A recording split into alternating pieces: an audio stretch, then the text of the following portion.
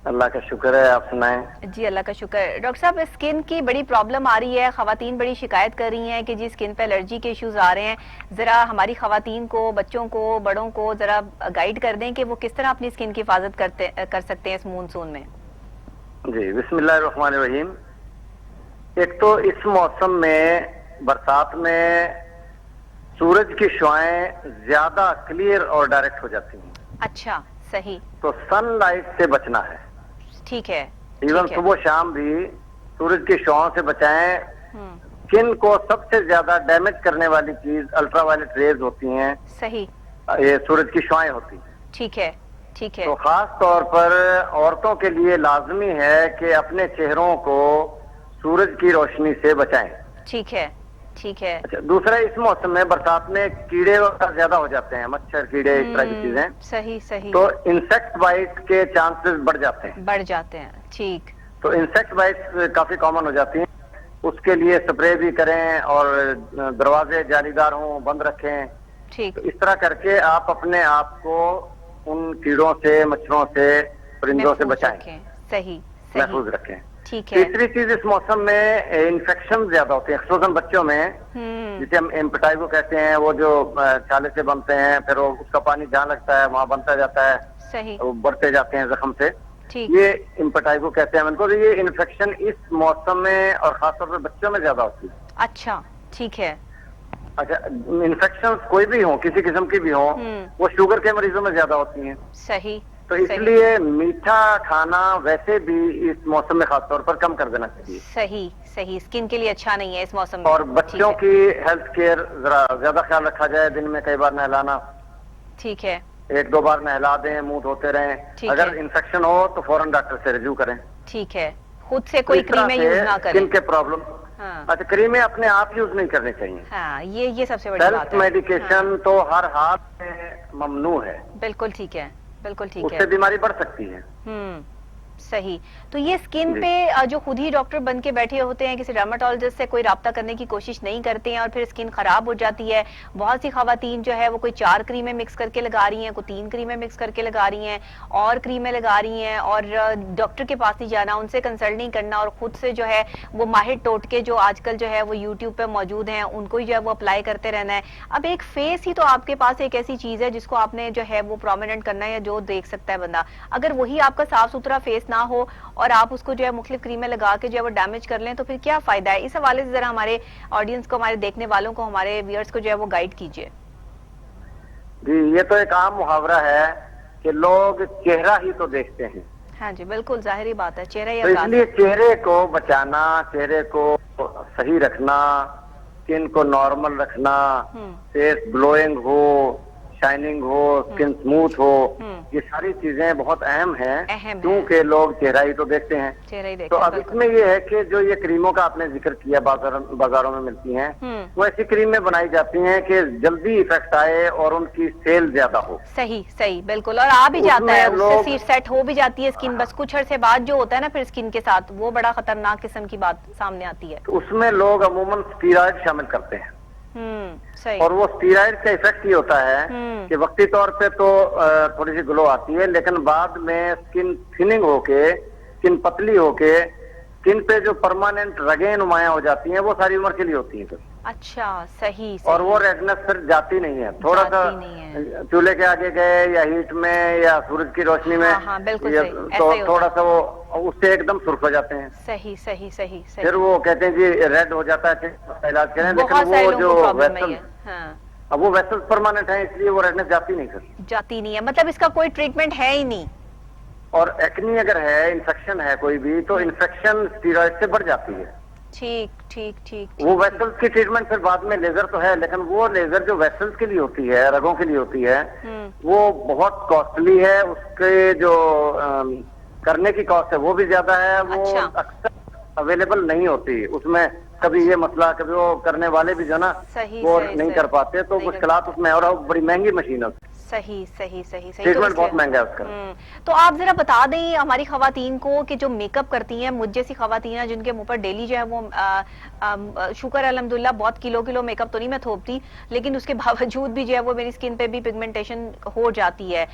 जो है वो स्किन जाहिर बात है कि आप बार बार जो है वो मेकअप कर रहे हैं, कोशिश मेरी होती है कि बस एक ही पैच जो है वो लग जाए और ज्यादा मेकअप जो है वो ना हो, लेकिन बहुत दफा कभी ईद पे वैसे जो है वो करना पड़ जाता है, तो वो स्किन बड़ी डैमेज होती है। जिनको डेली मेकअप करना पड़ता है वो किस तरह से अपनी केयर कर सकते हैं, कौन सी क्रीम या क्या इस्तेमाल कर सकते हैं, जरा उसके हवाले से बता दें जो बाहर जाने वाली खवातीन हैं उनके लिए।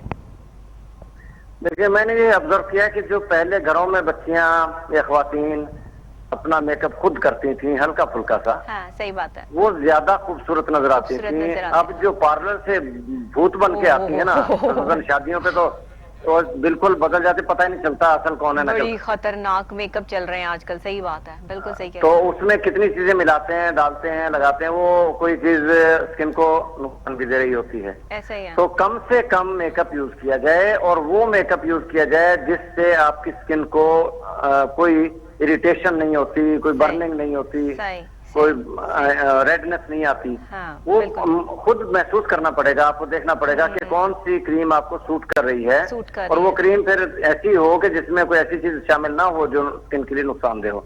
हल्का फुल्का मेकअप करके तो ड्यूटी पे जाना कोई हर्ज नहीं है, लेकिन ज्यादा ओवर कोई भी चीज हो जाए ना तो वो नुकसान बुरी लगती है। बिल्कुल सही कह रहे हैं आप, बिल्कुल बुरी लगती है और नहीं होना चाहिए। और जो पिगमेंटेशन का आपने जिक्र किया, जी जी, तो पिगमेंटेशन एक तो वैसे आ जाती है, छाइयां हो या सनलाइट के इफेक्ट की वजह से हो, सही है, हाँ, जिससे अनबर्निंग की वजह से, लेकिन जो क्रीमों की वजह से आ रही होती है वो ये होती है कि इरिटेशन होके ना क्रीम से, तो रेडनेस जब आती है, वो रेडनेस जब कम होती है तो वो डार्क हो जाती है, डार्क हो जाती है, ऐसे ही है। तो इसलिए कॉस्मेटिक्स का यूज मिनिमम होना चाहिए।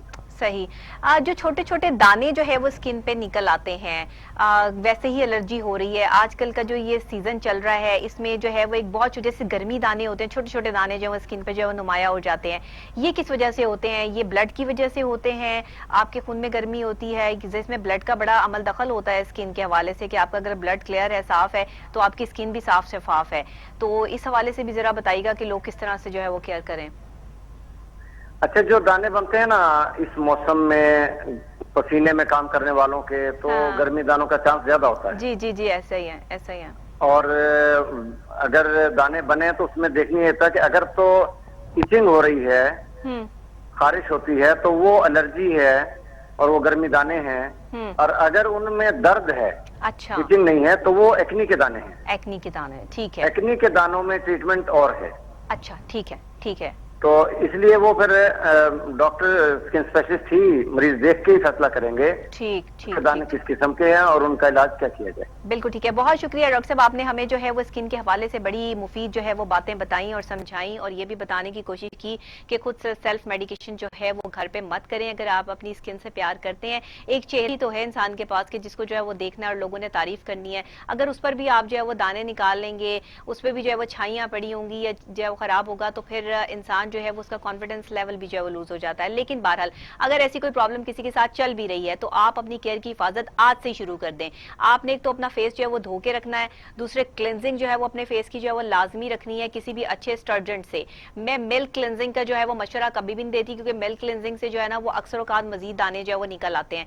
आप स्टर्जेंट यूज करें, स्टर्जेंट जो होते हैं मुख्तलिफ किस्म के जो है वो फ्रूट स्टर्जेंट्स मिलते हैं जिनसे आप अपनी स्किन जो है वो साफ कर सकते हैं। उससे जो है वो साफ कीजिए अपनी स्किन को जो है वो स्मूथ और अच्छा रखने के लिए किसी भी अच्छे डर्माटोलॉजिस्ट से राब्ता करके उससे कोई मेडिकेशन, कोई ऐसी मेडिकेटेड क्रीम लिखवाएं जो आपके स्किन को जो है वो ग्लो रखे, और मेकअप कम से कम इस्तेमाल करें, क्योंकि जो काम मैं सब खुद करती हूँ ना, मैं वही आपको बता रही हूँ कि मेकअप कम से कम इस्तेमाल करें। जितना मेकअप आप कम अपनी स्किन पे इस्तेमाल करेंगे उतनी आपकी स्किन जो है वो ग्लो भी करेगी और अच्छी भी रहेगी। और पानी का इस्तेमाल स्किन पे जो है वो ज्यादा रखें कि पानी से जो है वो स्किन जो है वो ग्लो करती है। तो हाथ मुंह धोते रहें, और साथ क्योंकि हाथ तो धोने धो रहे हैं कोविड की वजह से, लेकिन मुंह को भी जो है वो साफ रखना है।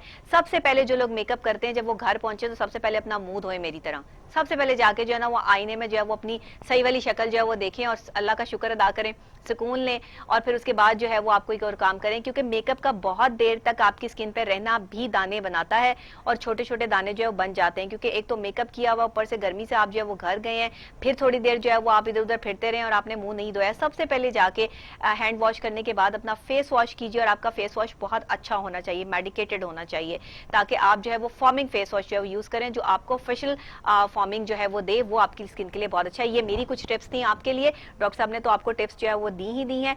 इसी के साथ जनाब एक छोटा सा जो है वो हम बात कर लेते हैं नैब के हवाले से भी, कि नैब को आजकल जो है वो काफ़ी हद तक जो है वो सरगर्म अमल है और लोग नैब पर जो है वो बड़ी बातें कर रहे हैं, अपोजिशन की तरफ से नैब के ऊपर जो है वो बड़ी चीज़ें जो है वो लागू हो रही हैं। इस हवाले से मियां हबीबुल्लाह साहब जो है वो उन्होंने आज का कॉलम लिखा है, और कॉलम है जी, मुल्जिम नैब को आंखें दिखाने लगे।